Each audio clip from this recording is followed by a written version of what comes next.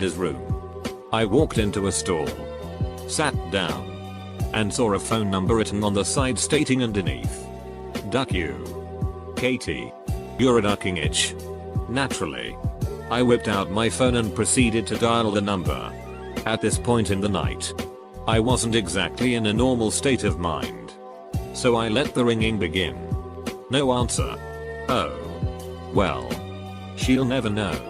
I wash my hands and head back out into the bar. A few seconds later I get a return call from the mysterious stall number. I answer and promptly ask, "Is this Katie?" She says, "Yee." I simply informed her, "Someone thinks you're a ducking itch." She immediately flipped her sheet and began inquiring as to who I am and who I'm speaking for. etc. I drunkenly inform her that while I was in the restroom, I read a note and simply dialed the number, reasoning that she deserved to know.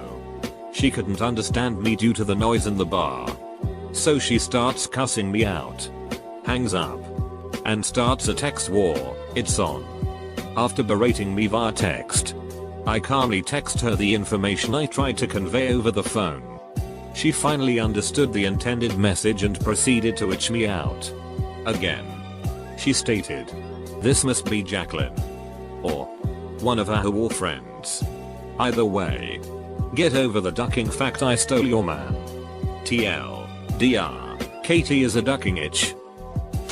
When I was in high school there was a number in the boys' locker room. It was a girl's name and a number.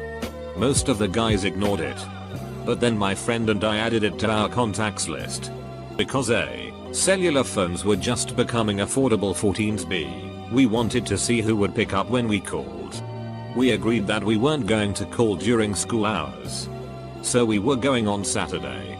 We forget. Months go by and my friend and I meet this server at a burger stand who tells us that she goes to our school. She gives my friend her number and what do you know? It's the locker room number. At first we chalked it up to being a coincidence.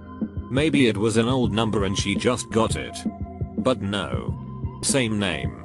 Same number for so many years. Later on she told us that her ex-boyfriend was a big dig and that he wrote her number all over town when they broke up. But she got back at him when she emailed his parents a picture of him snorting coke off their dining room table. TLDR, number in locker room belonged to a decent girl who worked at a burger stand. And her ex was a coke snorting big dig. I saw a sign in a bathroom at the bar that said "For a good time call Katie." The someone under it wrote "Don't call her. It's her mom's number. And she's pissed." Will the mother give a good time too? No. She's pissed. I've called one of them before. It rang twice then went to voicemail. "Hey guys, it's Carly, leave a message. And if you got my number from the Walgreens bathroom, duck off." How do you know she spelled it Carly instead of Carly? Not exactly like this. But I have a related story. Some years ago I was tripping on acid with friends and wandering around SFMONA.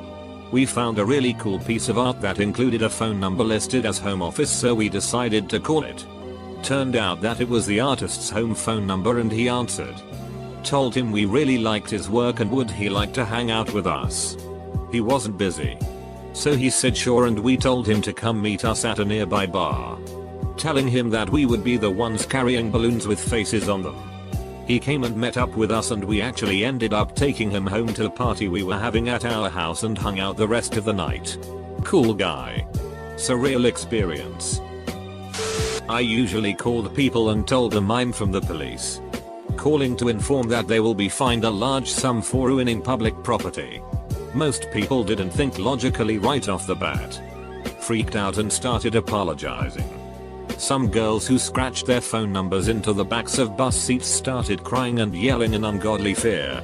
Only once one guy was completely calm and collected. Well, anyone could have written my phone number on there. I'm a popular dude. My friend put my number up in the ladies' bathroom and for about 3 weeks. Every Friday and Saturday without fail I would get calls around 1 AM. Of drunk people doing their best to be clever on the fly. It resulted in a cache of pretty funny voicemail messages. To get her back, I posted a random image of breasts I googled on Craigslist. with text saying something along the lines of BBW looking to try out my first threesome. Interested party send pics. No strings attached, and then posted her phone number. And didn't allow emails. It resulted in about 100 big dick pics. And her phone ringing off the hook until I took it down an hour later. Man. I need to start planning for April Fools now. I once saw one that said looking for a good time. Call here, and the number was the number for the local university. Nothing can beat the fun of knowledge. When I was working at Home Depot, I saw a posted phone number with something along the lines of call for a good time, usual sheet, so I decided to be a good person and text them and let them know someone had emblazoned their number on the men's bathroom stall. Turns out, she was the cashier I had been flirting with, and she is now my girlfriend. One day, I received several vulgar text messages from an unknown number. After discovering that the sender was a gay male and informing him that I was female, he became considerably more polite and claimed that he'd found my cell phone number in a men's restroom at the college my ex-boyfriend was currently attending. Now, whether this was one of my scumbag ex's friends and my ex had simply given him my number to mess with me, or whether it was legitimately written on the bathroom stall, I may never know. I didn't know any other males at the school at that time, so I was unable to verify the story. Regardless, the messages stopped and I never received any more. Not me, but sorta kinda relevant. My cousin, who's around 30, called up a number he saw on the bus one day to tell the girl about the graffiti and that he rubbed it off. Anyway, they got to talking and they kept in touch for a while and eventually met up. This was about 10 or 11 years ago and they've been together ever since. The story's actually far longer than this, but I'm already 1,500 comments late, so this'll get buried. But yeah. When I was about 19, decades ago, I began to get a lot of calls on my home phone from men looking for a good time. I realized after the 5th or so request that I had to try and figure out where these guys were getting my number. I let down one guy as gently as possible and then asked him if he would be a dear and tell me where he got my number. I thanked the guy, drove across town and removed it from the bathroom stall of a local diner. TLDR, boring story about antiquated technology and driving. My buddy has been dating a girl who claims someone wrote her number on the wall above a urinal in some bar. Apparently someone called her inquiring about the advertised good time. She found it amusing and met up with him. When she arrived at his house, he had a male friend over and they took turns with her all night. Sometimes both at the same time. She tells this story laughing while my friend, her boyfriend, slumps into his seat and half-heartedly chuckles. Clearly embarrassed. Edit, spelling. I used to write down the number of a Wendy's I worked at all over my high school with looking for a hot and juicy time. My bosses would get SOOO pissed when some stupid ass high schooler called looking for 6 lol. I took driver's ed in high school. We were on a break, and a guy called a phone number scratched into the table we were all seated at. He started talking to the girl who answered, and had a fairly pleasant conversation. He asked her what her last name was, and he repeated it after hearing it. The girl sitting next to him knew the person he called and asked to talk to her too. She told the girl that someone wrote her name and phone number on a table at driver's ed. They laughed about it, talked about each other's day, and that was it. I very drunkenly dialed one while pooping in a nasty bar bathroom.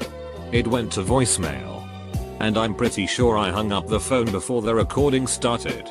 I woke up the next day, looked at my phone and saved the number in my contacts as some weird name. I don't remember what name I saved it under. I have 20-30 unrecognizable names saved in my contact list. It could be any one of those. I've had the same list for 10 years. A bathroom number in my school one day was 911. It said call 911 for a free police car ride. You can't imagine how many kids in my grade called the cops. I'm in middle school. This generation is ducked. I've never actually seen a number on a bathroom stall. Last bathroom graffiti I saw said "You will regret this, Emily," in childish scrawl. Surprisingly, this was at a rather high-class country golf club. A few weeks ago I ran a Warrior Dash race. My team was called the Wet Dream Team, and on our backs we had our phone numbers and underneath said "Call me maybe." The ladies loved it. A few milfs texted me and I got a total of 7 free tall boys from random girls. I honestly text them and let them know their number is on display. Usually get thanked. Except once when a guy thought I was someone ducking with him. I figure I'd want to know what was going on if someone saw the same thing but with my number. One time while pissing at a bar, I saw an ex-girlfriend's number written above the urinal with the word "salute" next to it. Totally wasn't my writing either. So it didn't get there during a blackout or something like that from me. I'm pretty sure it was put there by her ex before me, who had probably as much reason to hate her as much as me. Anyway, apparently she would get calls, texts, voicemails, etc. from people all the time. I'm pretty sure all of them were joking. But I'm not really sure. I would have found it extremely hilarious if I wasn't the one that always got blamed for it. Every time she got a call text, I got a phone call from her harassing me. I read a card sticking to the stall wall in my uni bathroom. It was an advertisement looking for anyone who would like to go on weekly dinners with a wealthy man. Said dinner would also end with an intimate evening. I would be lying if I said I didn't consider it for a second as I sat there opening up my bowels. But then I realized no man would pay $1,000 a week for me. One time in high school my friend and I were in the computer lab. We found a name and number written on a desk and he decided to call it. It went to voicemail. And he proceeded to leave a 2-minute message explaining to her why she shouldn't go leaving her name and number around as some creepy stalker was going to find it and come after her. About a week later was April Fool's Day and I had my dad call my friend pretending to be a police officer looking into a case of stalking that the girl had reported involving my friend calling her phone a bunch of times. He completely freaked out. Even broke down and shed a few tears. To this day, that is one of the highlight moments of my life. I did once. Some man picked up who I assumed was the person's father. I promptly hung up. When I was about 13, I was on vacation at one of those beach houses. In the bedroom my sister and I chose to share, there was a wooden dresser with a phone number scratched into the surface, labeled "Call Buddy for a good time." We were on vacation and feeling silly. So I punched the number into my phone and was absolutely shocked when a man with an extremely deep voice answered with "Yo." We hadn't even thought about what to do when he answered. So I just said, in my 13-year-old girl voice, "The dresser in our beach house says to call you for a good time?" Immediately we hear a woman on his end shriek, "Buddy. WHO is that?